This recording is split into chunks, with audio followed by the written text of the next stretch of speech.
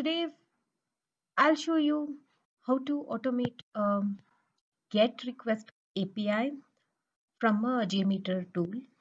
So we all know that JMeter tool is used for a performance testing, right? So here now I'll just show you how can we automate a GET API request through a JMeter tool. Okay. We are going to use some of the Google APIs for that. So I'll be using calendar list API, and this is a simple get API call where you just have to pass the authorization key. Okay, and to get this authorization token, go to auth playground. Okay, this auth playground will give you a token. Now how do we get these tokens? I have shared in one more video. You can check my site, go to my Google account, and you can find the video to access the way to access the Google APIs.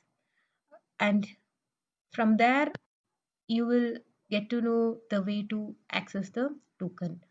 So this will be your token. Copy this and paste it in your Postman collection.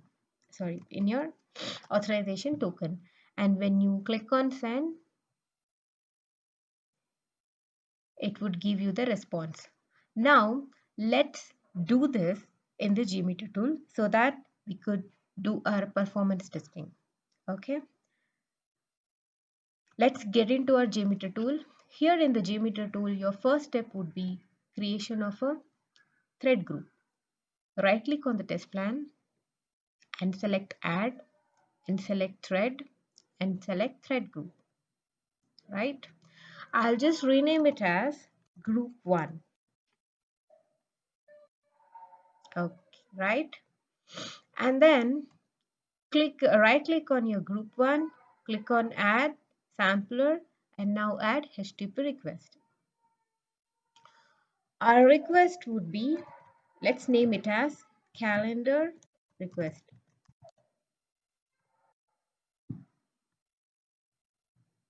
And now let's save it. And now right click on your calendar request. So this is your HTTP request, right? Here you will have these kind of parameters. Your HTTP request uh, type, which could be get, post, head, put, anything. So our API is a get API. So I'll be selecting get and specify your path. Before specifying your path, make sure that what your protocol is. It is actually HTTPS. If your API uses HTTP, use as HTTP. And then put your server name. Your server name is your domain name, your IP address. What is my API's IP address? It is www.googleaps.com. Copy that and paste it over here. And my HTTP request is a get. Port number, you can leave it as blank or you can mention the port number if you are using in your APIs. HTTP request is get type request, and the path is the remaining resource path which starts from slash. Don't forget this slash. If you are forgetting it over here, at least add it over here so that it continues. Content encoding, we'll keep it as blank, and let's keep the remaining things as same. Parameter, body data, file upload, everything will keep it as blank. Parameters or body data, this will have if it's a post call. Since it's a get request call, we just have the request URL. Right, now this is our HTTP request. If you're not using any of the authorization tokens, then you can go ahead with this from this step only to run your API.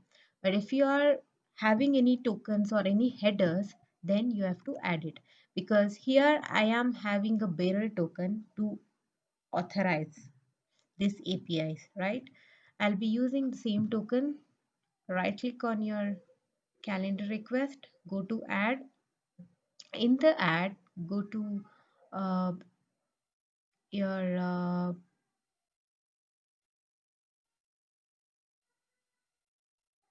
post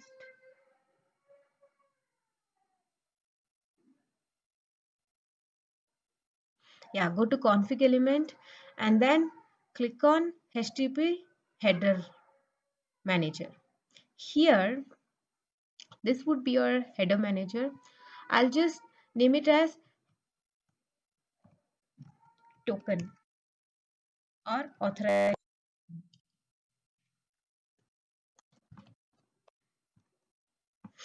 and add your token by clicking over add button.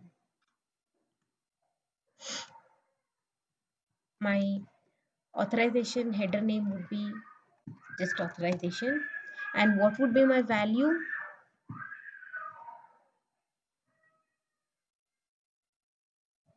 It is bearer space your token value. You can copy it from auth playground also, and yeah, save it, right?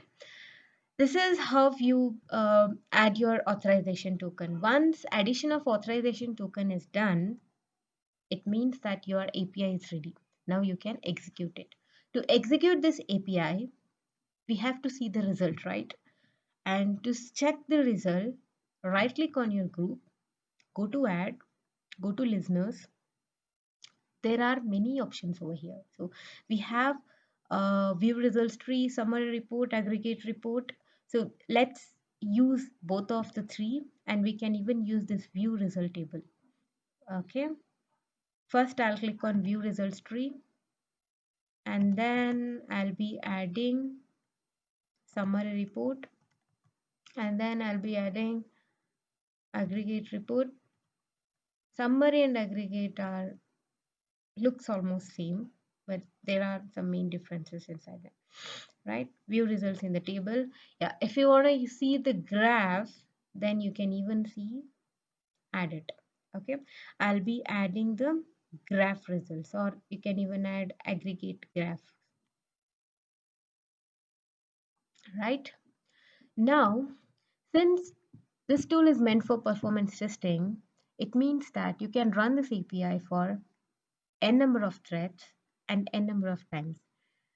I'll run this API for 10 times now. Okay, and my ramp period second, let it be 1 second, and for each thread the loop count, let it be 1. Okay, now let me just run the API here, and let's get into view results tree. See, it has executed 10 times and all the status are passed. And when you click on the each request, you can see the request of your API and the response of your API, right? It's the same for all these requests. You can even check your request headers, your response headers. This is view results tree. If you get into summary report, you can see the number of time it took to execute these APIs. So average, it took 1373 seconds. Sorry, it is in milliseconds, it's not in seconds. 1373 milliseconds, which is almost 1.3 seconds. Okay, and error percentage is 0. Throughput, you received kilobytes, and your sent kilobytes and your average bytes. The same you can check in your aggregate report. You can check view results in a form of a table, and then finally the graph results. So since it is done for minimum, very less number of users, which is just 10, that's why your graph looks something like this. But if you do it for 100 or 1000, then you would get a very good graph, right? But still you can see some of the points over here in blue, green, and almost in red, right? So this is your deviation, this is the median and average, and the throughput, whichever it represents. So that's how you can automate, or you can script get API request from a JMeter tool. Thank you.